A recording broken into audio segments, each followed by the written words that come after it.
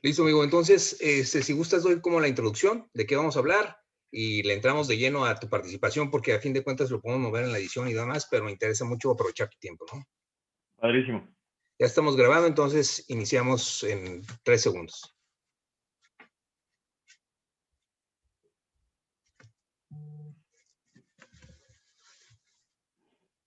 Max Kaiser, muy contentos de que nos acompañes en este foro Ocupa. Como tú sabes, Ocupa es un grupo de acción política apartidista conformado por ciudadanos que queremos una mejor ciudad para vivir. Ocupa no es un partido político, no busca convertirse en uno, ni tener candidatos políticos. Ocupa hace política entendida como la actividad de los ciudadanos de ocuparse de los asuntos públicos con su opinión, voto, conocimiento, tiempo y compromiso.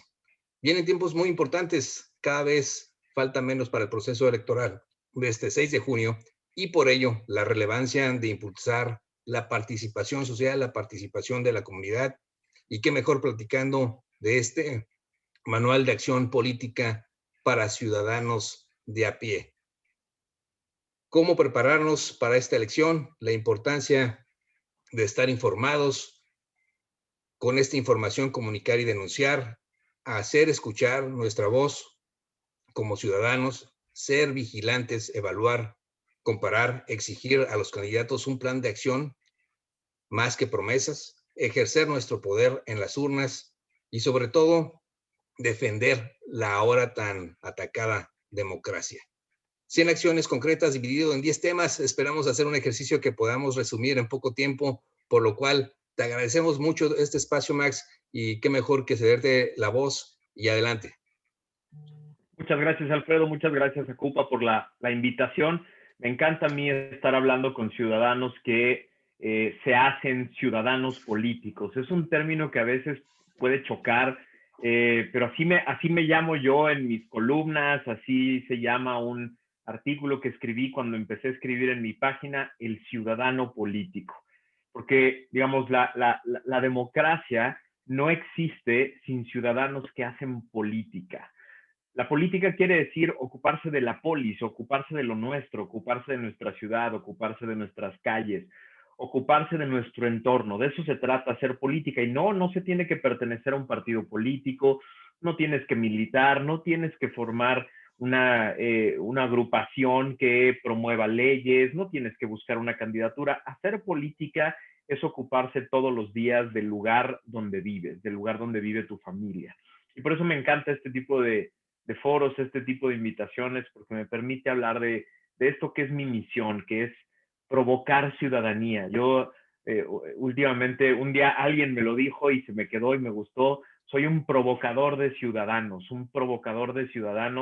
que quieren un país mejor, que ya vieron un país mejor. Esta charla la vamos a dividir en 3 partes. Vamos a hablar primero de un poco de historia. Me voy a poner mi cachucha de historiador, voy a decir, digamos, voy a platicarles un poco cómo llegamos a este momento. Me cuesta a mí mucho trabajo. Yo llevo 20 años dando clase en universidad y me cuesta mucho trabajo hablar con mis alumnos si no me tomo un buen rato primero para poner el contexto histórico, de dónde partimos, por qué llegamos a donde llegamos, por qué estamos hoy aquí. Porque si no, no se entiende. Es decir, si creemos que México hoy es un país violento, que está en peligro la democracia, que está hecho un desastre el sistema de salud pública, etcétera, es porque todo pasó en los últimos años. No, hay una explicación muy interesante, pero también hay una explicación muy interesante de cómo construimos la democracia y qué trabajo nos ha costado la democracia. Entonces, por eso después me voy a poner mi segunda cachucha, que es la de abogado, politólogo que soy, que me gusta dar clases de derecho constitucional y derecho administrativo para explicarles un poco cuál fue la chamba que hicimos en los últimos 20 años en México para reconstruir por completo al Estado mexicano, convertirlo en un Estado muy parecido a los estados constitucionales democráticos del resto del mundo. Pero ¿qué nos falta? ¿Qué nos ha faltado? Que es precisamente el concepto de ciudadanía y por qué es tan importante. Y al final me voy a poner mi tercera cachucha, que es la del activista que promueve la participación, que promueve el voto, que provoca a los ciudadanos. Entonces vamos a echar estas 3 partes. Vamos a tomarnos unos minutos, regálenme unos minutos para irme siguiendo en estos 3 bloques. Entonces, bloque número 1, un poco de historia. Vamos a regresarnos un poco a la historia para entender el contexto de cómo llegamos aquí. Vivimos en un país que durante 70 años tuvo que tener una clasificación especial de parte de los politólogos mexicanos y del mundo porque no se entendía. No éramos una dictadura como tal, no éramos una tiranía, no éramos un país en el que una sola persona dominara todo de manera formal. Éramos un país muy extraño. Éramos un híbrido entre una democracia constitucional y una dictadura dirigida por un solo hombre.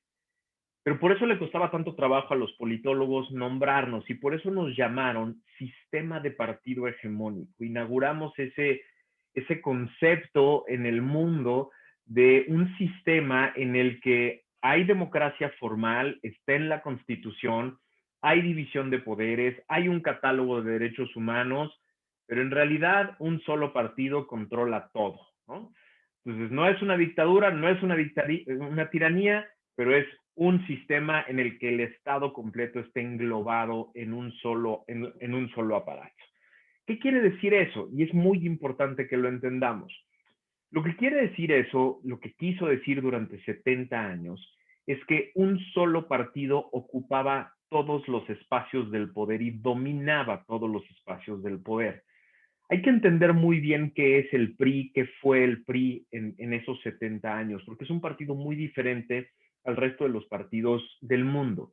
Primero, no era un partido de corte europeo o norteamericano que haya sido fundado para competir contra otros partidos por el poder. No fue diseñado para competir por el poder, fue diseñado para administrar el poder, para ocuparse del poder y tratar de administrarlo y cooptar a todas las demás fuerzas políticas que trataran de hacerle competencia. Entonces, primero el diseño. Pero después fue un partido que nació después de todos estos movimientos que oficialmente la historia oficial los reconoce como la revolución. Entonces, es un partido que decía tener una serie de valores y principios, pero en realidad no tenía. No tenía ninguna ideología, no era de izquierda, no era de derecha, no tenía ninguna relación formal con la iglesia o relación formal con el ejército para llevarlo a la derecha, pero tampoco era parte de los grandes sindicatos internacionales comunistas o socialistas. Era un partido híbrido en el que cabían todos. En el PRI convivieron sinarquistas de ultraderecha con maoístas o leninistas de la más recalcitrante izquierda, se sentaban en la misma mesa, formaban parte de los mismos gobiernos y ahí estaban. ¿Por qué? Porque el partido estaba diseñado para cooptar a todas las fuerzas políticas para que no hubiera competencia. A partir de los años 30, cuando Lázaro Cárdenas refunda al Partido de la Revolución Democrática y lo convierte en una nueva fuerza política, los sectores que estaban al interior debajo del PRI, que formaban los cuadros para después formar parte del Estado mexicano, eran 5. Estaba el ejército todavía, estaban los trabajadores, los agricultores, estaban los burócratas y los empresarios. 5 grandes sectores que alimentaban de personas al partido, digamos, de estos liderazgos de estos sectores, el partido se iba nutriendo para ser presidentes municipales, diputados locales, diputados federales, senadores, los llevaba al gabinete. Todo dependía del tamaño del líder, del tamaño del grupo que encabezaba, de la región de la que venía, ¿no? Y todo tenía escalas. Si era un líder pequeño, a lo mejor se ganaba una diputación local o una presidencia municipal. Si era un líder un poco más grande, a lo mejor de pronto accedía a una diputación federal. Y así hasta llegar al gabinete federal, al gabinete presidencial, donde estaban las personas que podían acceder al poder. 2 características muy importantes de este partido. La primera es que, a diferencia de los demás partidos del mundo, este partido logró encontrar una forma de transitar de un grupo a otro dentro del mismo partido el poder. Y esto es importantísimo. Mientras Uruguay, Chile, Argentina, Brasil y todos los demás países del continente pasaban de una guerra civil a otra, en la que un grupo le quitaba por la fuerza al otro grupo el poder una y otra vez, y estuvieron digamos, en movimientos armados entre sí mismos durante prácticamente todo el siglo XX. En México, el PRI encontró la fórmula para ir transitando de un grupo de poder a otro dentro del mismo partido y con reglas no escritas, pero muy claras. La regla clara era la del dedazo. El dedazo implicaba que el ciclo presidencial en México no corría del 1 de diciembre de un año al 1 de diciembre 6 años después. El ciclo presidencial en México corría desde que una persona era señalada por su antecesor y hasta que esa persona usaba ese mismo poder para señalar a la siguiente persona. En el momento en que señalaba al que iba a ser el candidato del Partido de la Revolución, en ese momento todos los ojos, todos los ejes del poder pasaban a esa nueva persona. El presidente, aunque siguiera en funciones unos cuantos meses, ya no era el eje del poder, era el candidato, porque él iba a ser el nuevo gran elector. Y ahí viene la segunda característica del partido. Imaginen que el partido funciona como una gran franquicia. Piensen en una franquicia de hamburguesas, para no decir marcas aquí. Piensen en una gran franquicia de hamburguesas. Estas franquicias funcionan de una manera muy sencilla. Hay un corporativo que les da la receta, las reglas, las formas de capacitación, los logos, cómo deben ser los restaurantes, cómo deben estar organizados, cómo se debe atender al público, etcétera. Todas las reglas completas del juego. Y después te lo pasan para que tú te hagas rico con tu tienda de hamburguesas, con tu restaurante de hamburguesas. Eso era el PRI. Así funcionaba. El presidente de la República era el gran elector, era el que te daba o te quitaba la franquicia, era el que te ponía en un puesto. Había reglas muy sencillas, tú no te puedes meter con los de al lado y con los de arriba del mismo partido. Las franquicias de al lado y de arriba no son digamos, tu territorio, tú no compites contra ellos, tú no puedes tratar de quitarles el poder, tú no puedes pegarle a la marca porque la marca nos da de comer a todos. Y lo único que puedes hacer es dentro de tu terruño, dentro de tu estructura, tu gente, la que te pertenece a ti, tú puedes hacer lo que quieras con ellos, tú puedes obtener los recursos que quieras, te puedes hacer rico con esa pequeña franquicia que yo, presidente, te acabo de dar. Pero siempre tienes que tener claro que yo te la di y yo te la puedo quitar. Y ese era el gran poder del presidente. El gran poder del presidente era otorgar puestos. Y era muy importante, digamos, la serie de reglas, porque, por ejemplo, en 1936 se quita la reelección inmediata para puestos de elección popular, precisamente para que el presidente no tuviera ninguna limitación.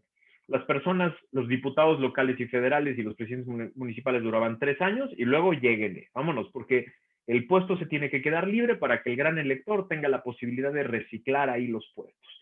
Y entonces todo el mundo se estaba moviendo de un lado a otro.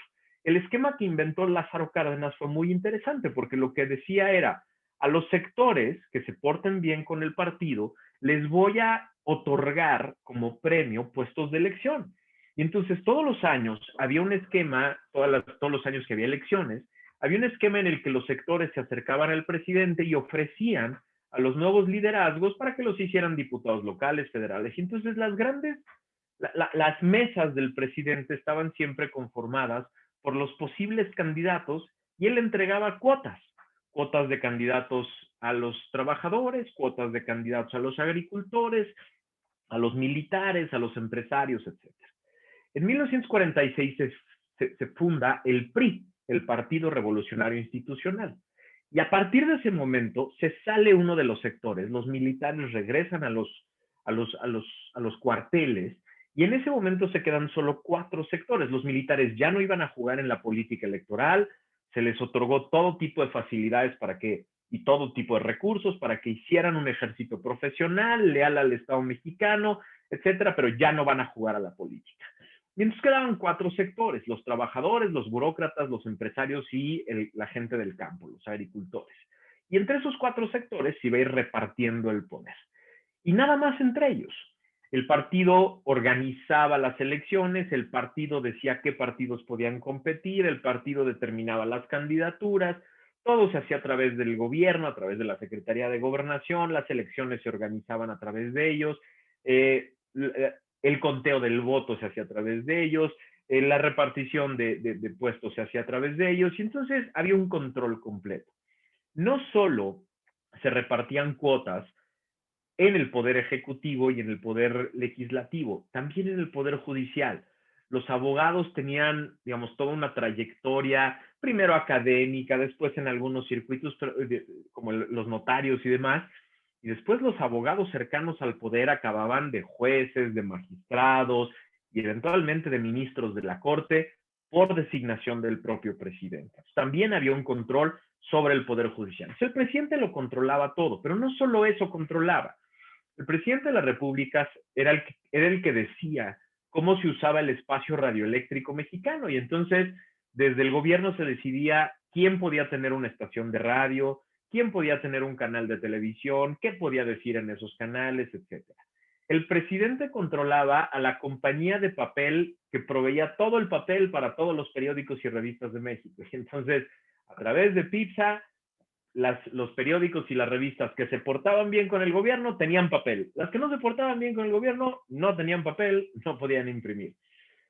Y así se fue convirtiendo en el sistema de partido hegemónico que lo controlaba todo. Esto es muy importante que lo entendamos todos. Toda esta historia es muy importante que la entendamos. Porque durante todo este tiempo, a los ciudadanos nos tenían completamente relegados en un segundo plano. No participábamos en política de ninguna manera.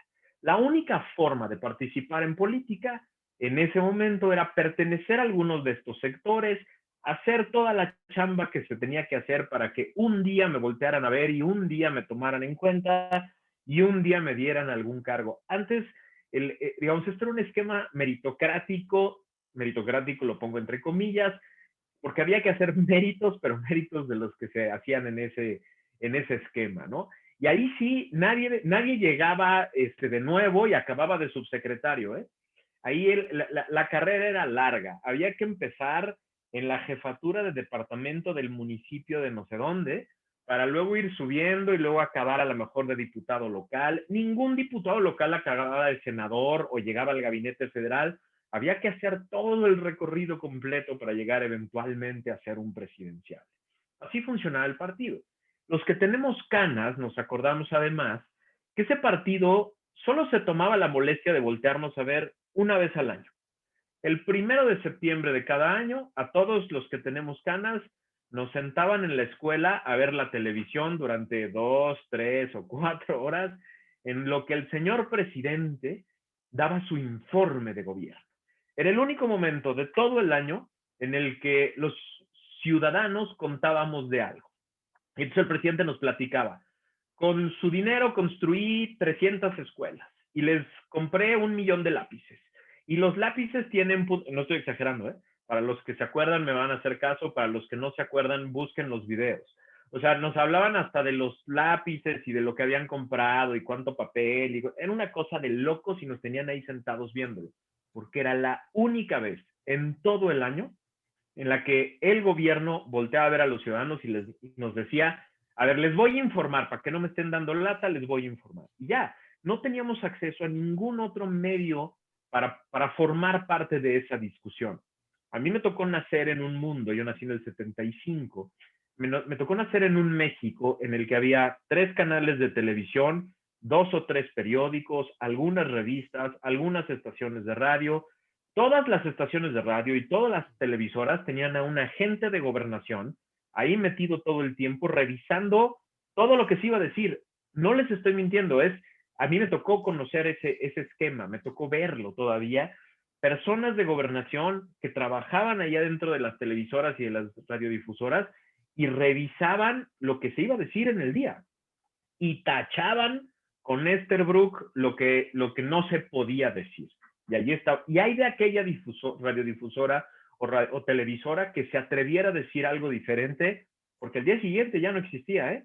Salían de la frecuencia, se acababa, o algún periódico al que se le ocurrió algún día volverse medio rebelde, se le acabó el papel, ¿no? Al día siguiente ya no tenía en dónde imprimir sus noticias. No solo corría riesgo el comunicador, sino el medio tal cual, ya sea en sus insumos de papel, la concesión o la transmisión. Y antes por eso era un medio hegemónico, ¿no? Me recuerdo también el tema de la televisión, solo noticiero en una sola hora, se juntaba la familia y eso era lo que pasaba.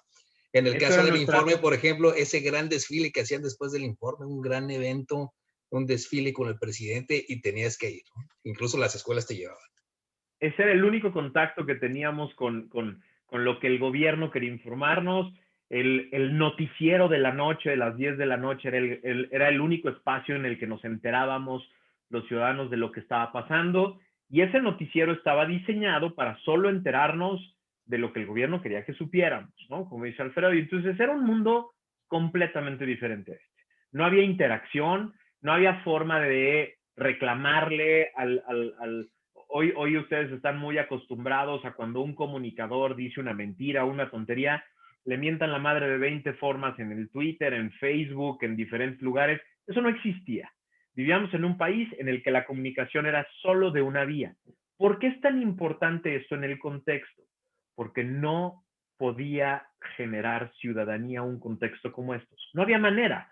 No éramos ciudadanos, éramos individuos, personas que estábamos a merced de un gran aparato que funcionaba de esa manera, al que además nos acostumbramos, porque hubo por lo menos 2 o 3 décadas en las que este aparato dio, déjenme ponerlo entre comillas, resultados económicos que tenían contentas a muchas personas y que se le llamó incluso el milagro mexicano y que más o menos generó una idea de, bueno, no somos una democracia, pero no nos va tan mal, ¿no? Entonces nos acostumbramos a eso, nos acostumbramos a no ser ciudadanos, nos acostumbramos a no exigirle y reclamarle al gobierno.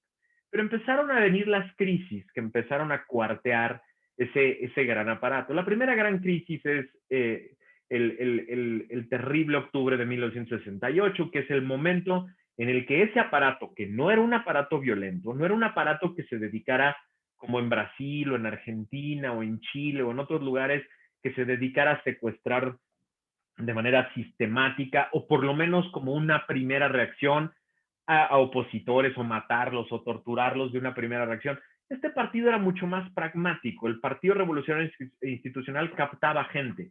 Oye, no te pelees conmigo, no te enojes conmigo, te ofrezco un cargo y aquí nos arreglamos, ¿no?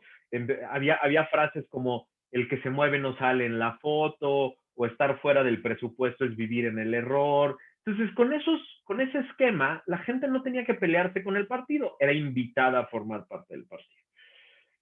Esto, digamos, no genera ciudadanía, pero poco a poco empieza a romperse ese esquema. Primero viene el 68, las crisis económicas de los 70s y 80s, el sismo del 85 y el gran rompimiento se da en 1988 cuando viene un gran cisma dentro del Partido Revolucionario Institucional que genera la salida del ingeniero Cárdenas y empieza a generar un nuevo conglomerado de partidos de izquierda y de todo. Y una elección, la de Carlos Salinas de Gortari, muy cuestionada, ¿no? En la que dos figuras de dos frentes muy diferentes, Maquio Cloutier por un lado y el ingeniero Cárdenas por otro, le hacen competencia por primera vez al gran aparato de partido. Es tanta la competencia, al día de hoy no sabemos quién ganó, quién perdió, con cuántos votos y nunca lo vamos a saber, por una razón muy sencilla. El actual director de la Comisión Federal de Electricidad, el hoy prócer de la izquierda mexicana, en ese momento era el secretario de Gobernación. Le estoy hablando de Manuel Bartlett. Ese señor recibió la instrucción y la ejecutó de tirar el sistema, de desconectar el sistema y hacer perdedizos todos los votos y todo el registro de votos para que al día siguiente se dijera, ganó Salinas, no discutan, ¿no? Esto generó una gran crisis en México, una gran crisis política que empezó a movilizar a la sociedad civil, a movilizar a diferentes partidos y empezaron a generar una ola muy diferente en la que la ciudadanía empezaba a despertar, empezaba a exigir democracia, empezaba a exigir participación, empezaba a exigir límites al ejercicio del poder y poco a poco todo esto nos fue llevando al terrible 1994. En 1994 pasa algo que acaba de romper la idea del sistema de partido hegemónico, porque el candidato del partido, el candidato que todo mundo pensaba que iba a ganar fácilmente, es asesinado. Y el partido no tiene otra opción, porque la Constitución ya para marzo prohibía que alguien del gabinete fuera candidato. Para sustituir al candidato tuvieron que agarrar al coordinador de la campaña, que era un señor de apellido Cedillo, de nombre Ernesto, que era hasta entonces pues un miembro mediano, poco popular del gabinete, con una facha muy poco candidateable y presidenciable, al que le tuvieron que invertir miles de millones de pesos. No estoy exagerando, está documentado. Miles de millones de pesos le tuvieron que invertir para que pudiera ganar. Y eso provocó la siguiente gran crisis. Porque en efecto ganó él en términos de votos, pero gastó por lo menos, y solo en términos oficiales, 10 veces más que su candidato seguidor, que era Diego Fernández de Ceballos, 10 veces más. Eso provocó que los diversos partidos dijeran, esto no es una democracia y esto no es una competencia, porque el gran aparato del poder tiene 10 veces por lo menos los recursos que nosotros para poder competir. Pero no les hacían mucho caso hasta que pasó algo gravísimo en México, que fue la gran crisis económica del 94 y 95. Esa crisis económica provocó que el gobierno tuviera que negociar con los partidos la salida a la gran crisis, porque había que convertir en deuda pública todo lo que sucedió con el famoso FOBAPROA, que era el fondo con el que se cubría la deuda de bancos que cayeran en quiebra. Como todo el sistema bancario iba a caer en quiebra, la gran mayoría de la deuda que se tenía que solventar de los bancos se hizo deuda pública. Y esto es importantísimo, porque a partir de ese momento, al gobierno de Cedillo no le quedó de otra más que sentarse a negociar con los partidos políticos la reconversión de la deuda de los bancos en deuda pública. ¿Por qué es importante esto? Porque los partidos políticos se sentaron con el gobierno a negociar dos grandes reformas. La primera, la reforma del Poder Judicial. Reformar al Poder Judicial completo y convertirlo en un Poder Judicial verdaderamente autónomo. Un Poder Judicial con otras características a las que se tenía, en la que el presidente no tuviera ninguna influencia sobre cómo se forma a las personas que están ahí dentro, cómo se elige a los jueces, cuánto duran, quién los puede remover, una reforma importantísima. Pero la otra gran reforma fue la que creó al Instituto Federal Electoral como un órgano constitucional autónomo, verdaderamente autónomo del Poder Ejecutivo. Estas dos grandes reformas nos llevaron a 97 y en 97 se da el gran inicio de la transición, que es la pérdida de la Cámara de Diputados por el anterior partido hegemónico que ya no lo era, porque estaba perdiendo una Cámara muy importante donde se negociaba el presupuesto.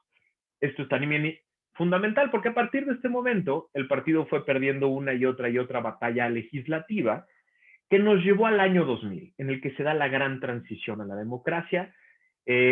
Digo gran no por el momento o la persona que ganó o lo que pasó después, sino porque finalmente en México habíamos acabado con el sistema de partido hegemónico. Los que nos dedicamos a la ciencia política, lo que decimos es, en el momento en que ya no hay una posibilidad de regresar al sistema actual, en ese momento hay una transición. Ya no se podía regresar al sistema de partido hegemónico, ya no se podía. Hubo una transición. A partir de ese momento se dejaron venir en cadena una serie de reformas de todo tipo que convirtieron, por lo menos desde la parte nominal, a México en una democracia con todos los aspectos. Me quito la cachucha de historiador, me pongo la cachucha de politólogo, abogado, y les platico todo lo que se fue construyendo. Además de la construcción del Poder Judicial, de la construcción del Instituto Federal Electoral, vinieron grandes reformas que tuvieron que ver con el federalismo. México era una federación desde el punto de vista nominal, pero desde el punto de vista real todo se controlaba desde la Ciudad de México. Presupuestos, regulaciones, todo tipo de esquemas políticos, seguridad, educación, salud, todo se controlaba desde la Ciudad de México. Vinieron grandes reformas sobre los estados y sobre los municipios, sobre los congresos locales, que transformaron por completo el poder en México en ese sentido. Vinieron grandes reformas energéticas, en telecomunicaciones, creación de órganos autónomos, que poco a poco fueron convirtiendo a México, por lo menos desde el plano institucional, en un país mucho más cercano a una democracia real. Se modificaron todas las reglas, por ejemplo, del presupuesto, de cómo se determina, de cómo se hace público, de cómo se relacionan los ingresos con los gastos, de cómo se tiene que incluir a estados y municipios en el presupuesto. Se crearon los grandes fondos que sirven como el gran sostén del ingreso estatal y municipal. Cambió toda la parte presupuestal, cambió toda la parte de compras gubernamentales, se puso orden en el ejercicio de la obra pública, una serie de reformas que convirtieron a México en un país muy cercano a los países modernos. Pero pasaron dos cosas.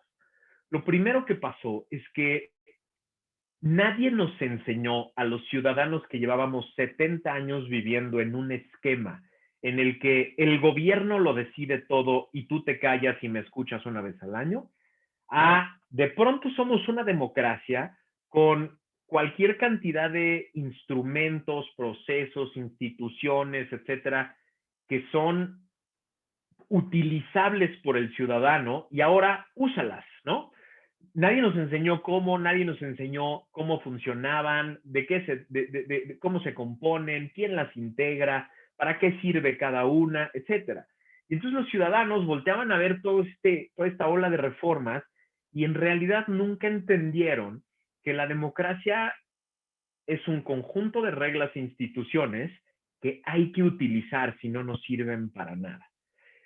¿Quién las empezó a utilizar? Los que sí le entienden, los diferentes partidos políticos que empezaron a monopolizar el ejercicio de la agenda y de la discusión pública. Ellos sí las empezaron a utilizar y otra vez se generó una separación entre los partidos políticos que hacen la política dentro del Estado y los ciudadanos. Y nosotros discutíamos y gritábamos y reclamábamos, íbamos a los medios de comunicación, etcétera, pero había un gap, había un espacio ahí que no nos dejaba participar en la política. Pero lo segundo que pasó, que es igual de importante, es que la democracia no dio los resultados sociales, económicos, etcétera, que esperábamos.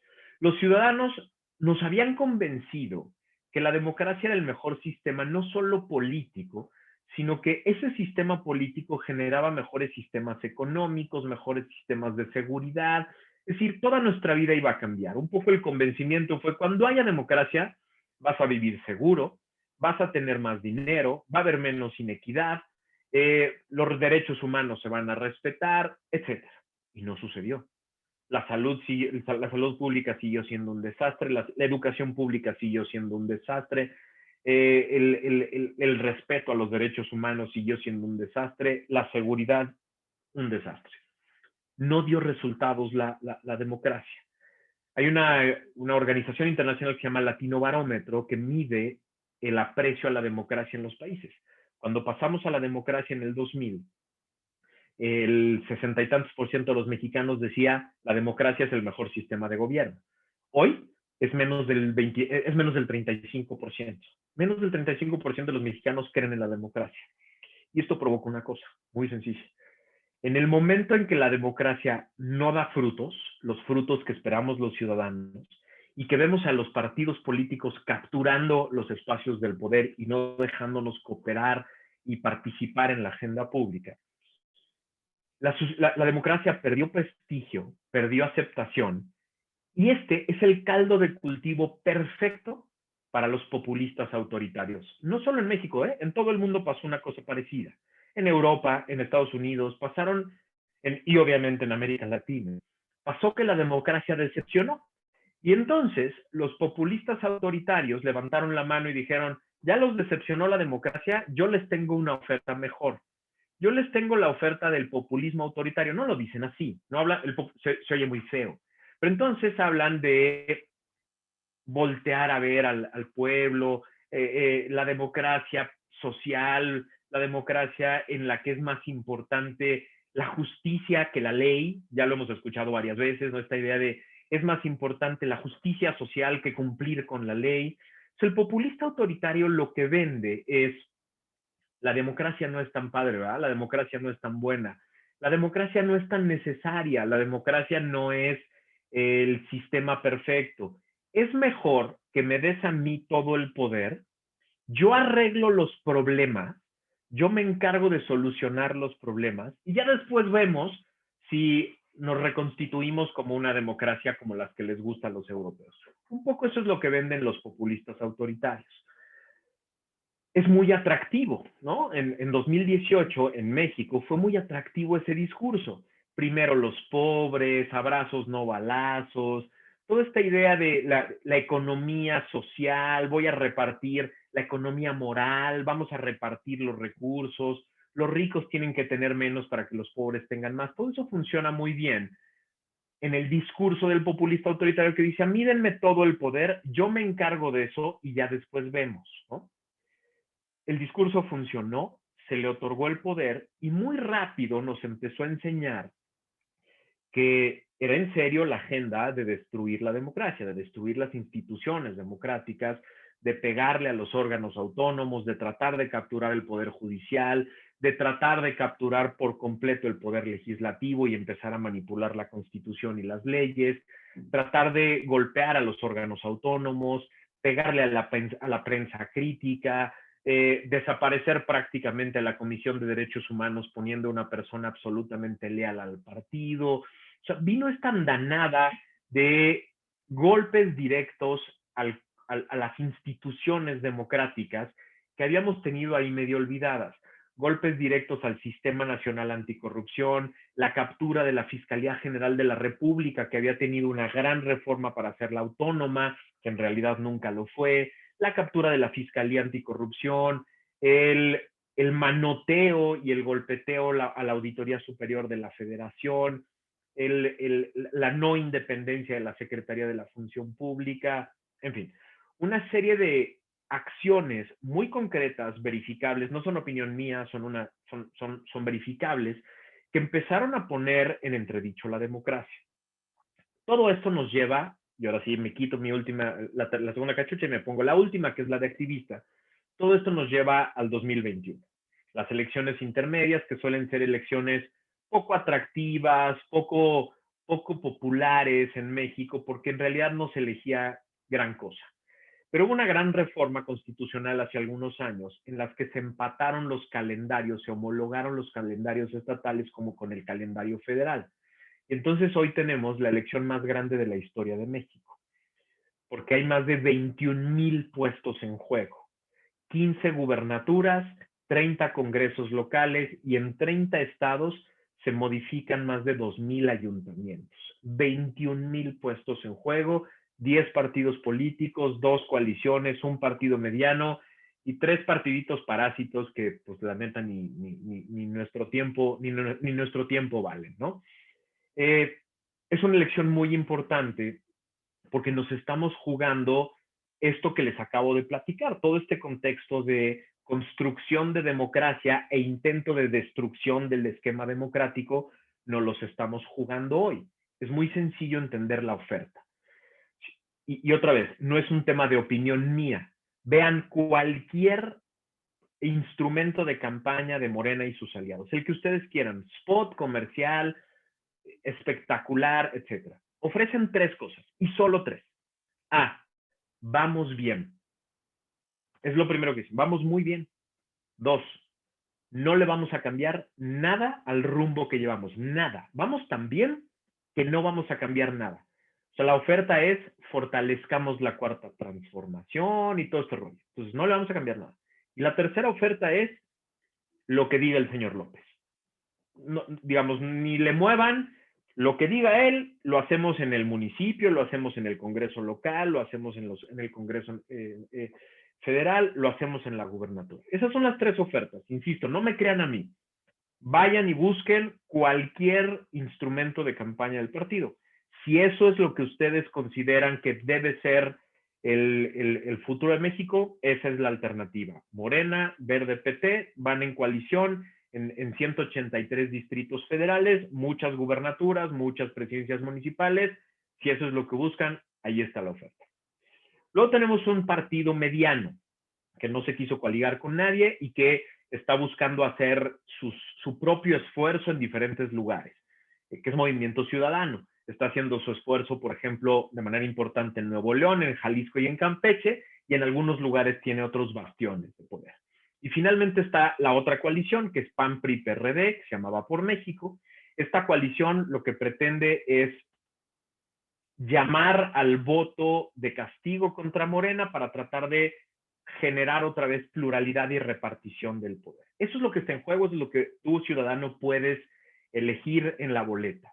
Dependiendo de dónde vivas, dependiendo del estado donde estés, tienes diferentes tipos de elecciones. Desde una boleta hasta 5 boletas son lo que van a tener los ciudadanos. Y es muy importante que te fijes. Yo no te puedo decir hoy exactamente cuántas personas vas a elegir tú y cuántos boletos vas a tener, porque depende de dónde nos estés viendo. Pero es muy importante que revises qué te toca elegir en tu distrito, qué te toca elegir en tu distrito federal, en tu distrito local, si te toca elegir, porque es importante que sepas cuál debería de ser tu voto. Y para eso hice este ejercicio, que se llama el Manual de Acción Política para Ciudadanos de a Pie. ¿Por qué? Porque normalmente, cuando yo daba una charla como estas, mi rollo acababa aquí se acababa. Aquí les daba las gracias y esto es lo que me pasaba al final de la conferencia, es que la gente se acercaba conmigo y me decía, oye, Luego, ¿qué sigue, no? ¿Y yo qué hago, no? ¿Qué hacemos? ¿Qué sigue? ¿Cómo me muevo? ¿A dónde voy? ¿Qué tengo que hacer? ¿Cómo me entero? Etcétera. Entonces, ¿Cómo por eso hice ayudo? este manual. Exacto, ¿cómo ayudo? ¿Cómo ayudo a que las cosas sucedan? Pero por eso me era tan importante traerlos desde la historia hasta el día de hoy, porque el cómo ayudo implica varias cosas. Implica, por ejemplo, y ese es el primer apartado, implica prepararse para la elección, prepararse de manera muy importante para esta elección, porque es diferente a todas las demás. Prepararse quiere decir desde tener su credencial de elector vigente y guardarla. Ahorita que me estén escuchando, vayan a su cartera, saquen su credencial de lector de la cartera y guárdenla en una caja fuerte, porque ningún otro instrumento, ningún otro documento les va a permitir votar. Chequen en la lista nominal, que están en la lista nominal, en la lista del INE, en la página del INE, chequen que su credencial está vigente y guárdenla. Y hagan que otras personas igual tengan su credencial de lector. Pero eso no es lo único. La segunda parte de la que hablo en este manual son 100 acciones. 100 acciones que todo ciudadano puede seguir. Además están ilustradas por moneros nacionales, por Rictus y por Alarcón, y es muy sencilla de utilizar. La pueden bajar directamente de mi página de internet, maxkaiser.com.mx. Ahí dice segunda versión del manual y ustedes la bajan, PDF, hagan lo que quieran con ella, mándenla a todos sus conocidos, imprímanla, pónganla en su refri para que vayan marcando las cosas que van haciendo, etc. Bueno, dicho esto, la segunda parte es informarse. Hay que informarse. Nadie puede ser un buen ciudadano si no se informa. ¿Qué demonios está pasando en mi país? Hay que hacerlo en medios nacionales, en medios locales, en medios que sean reconocidos, que dan información certera, que te ayudan a entender la realidad. El WhatsApp de las tías, los memes de las tías no son información.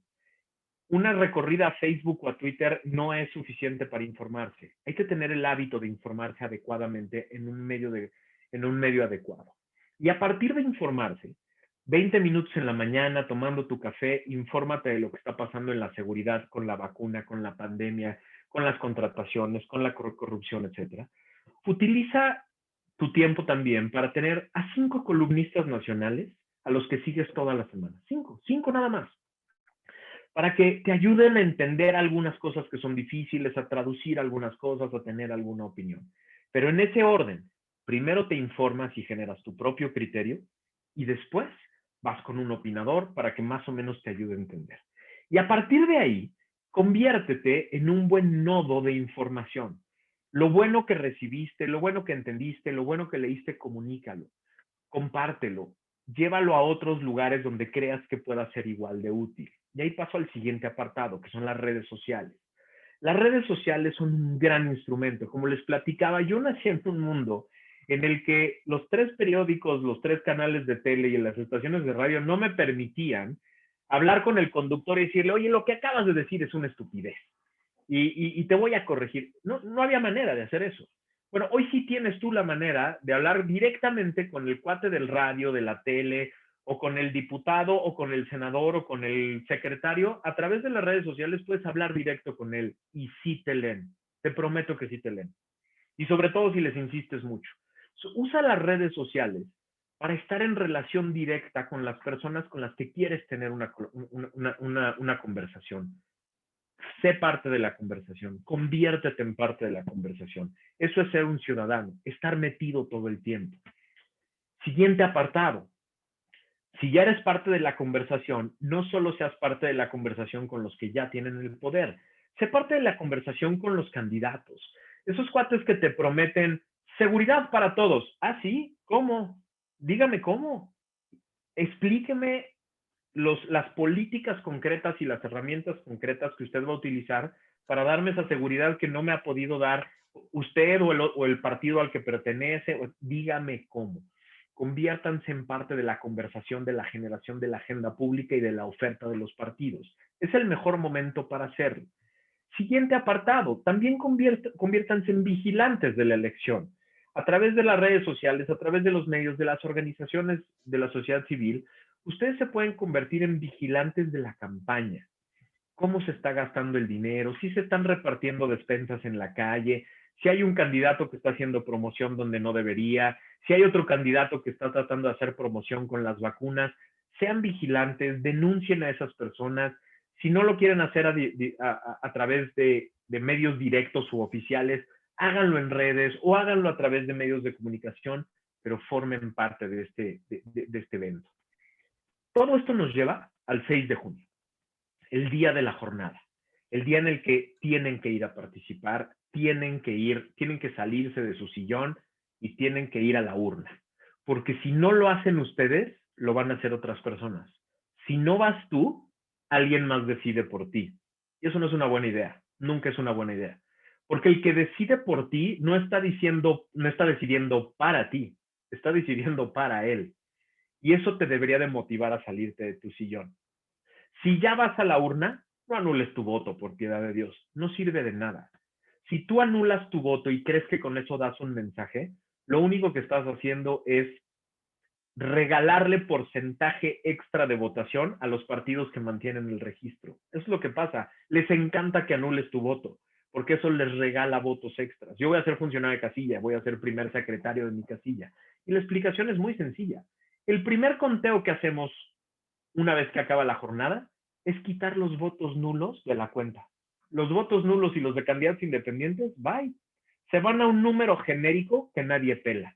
Pero lo malo es que al hacer ese retiro, el porcentaje de los partidos políticos crece de manera artificial, porque los votos nulos ya no son parte del 100%, y el nuevo 100% son menos votos, y eso genera mayor porcentaje. Entonces no anules tu voto. 3. Yo te recomendaría, y eso es una opinión personal que nada tiene que ver con Ocupa, yo te recomendaría no votar por los partidos de nuevo registro. No representan a nadie. Los partidos pequeñitos no representan más que a sí mismos, son aliados del partido en el poder. Yo creo que no van a mantener el registro y tu voto estaría desperdiciado. Vota por quien tú creas que es la mejor alternativa, pero hazlo de manera consciente, haciendo todo lo que ya platicamos, informándote adecuadamente.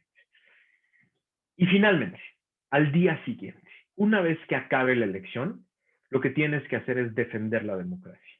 Decirle que no a todos esos chillones que van a salir a decir, perdí porque me hicieron fraude, perdí porque me robaron, perdí porque no sé qué. No, jugó usted con las reglas y con las reglas se aguanta y se va a su casa porque ya perdió. Pero lo más importante, a partir de ese momento, el 7 de junio empieza nuestra chamba más importante como ciudadanos. El 7 de junio tienes la responsabilidad de exigirle a los ganadores que cumplan con todo lo que prometieron, de vigilarlos, de estar pendientes, de estarles dando lata todos los días para que no se hagan locos con todo lo que nos prometieron. Porque eso es lo que va a empezar a hacer que la próxima vez tengamos mejores candidatos, mejores propuestas, mejor agenda. Entiendo perfecto lo que dice mucha gente, seguro tú lo dices. No hay por quién votar, todos son lo mismo, son una porquería. Sí, tienes toda la razón, pero nosotros lo hemos permitido. Nosotros somos corresponsables de esa oferta. Para que no nos vuelva a pasar, a partir del 7 de junio tienes que formar parte de la discusión. Y si formas parte de la discusión, te aseguro que en el 24 vamos a tener mucho mejores candidatos, mucho mejores partidos y mucho mejores alternativas. Muchas gracias por este espacio, por este tiempo, y espero que el 7 de junio estemos todos celebrando una gran fiesta democrática. Muchas gracias, Max, por este recuento histórico tan importante, sobre todo tomando en cuenta que gran parte del padrón electoral son jóvenes, entonces que lo tengan muy presente, es un recordatorio para todos nosotros, este escenario para poder participar en este proceso tan importante, este proceso electoral. Y por último, para cerrar, agradecerte, seguramente va a haber oportunidad de poder platicar más adelante y en dónde podemos consultar tus materiales, tus contenidos, si nos pudieras comentar tus redes sociales, por favor. Claro que sí, me pueden seguir en maxkaiser.com.mx, es mi página de internet, ahí pongo todas las cosas que escribo, que hago, las locuras que hago, etcétera. MaxKaiser75 en Twitter, igual en Instagram, y vayan a mi canal de YouTube, que es un canal que me costó mucho trabajo hacer e impulsar, pero es donde doy clases gratis de todo esto que hemos platicado, clases de derecho constitucional, de combate a la corrupción, de todo esto. Suscríbanse a ese canal y van a aprender muchísimo. Mil gracias, Max, por tu tiempo y seguramente habrá muy pronto una oportunidad de platicar de nueva cuenta. Muchas gracias. Muchas gracias por la invitación. Hasta luego.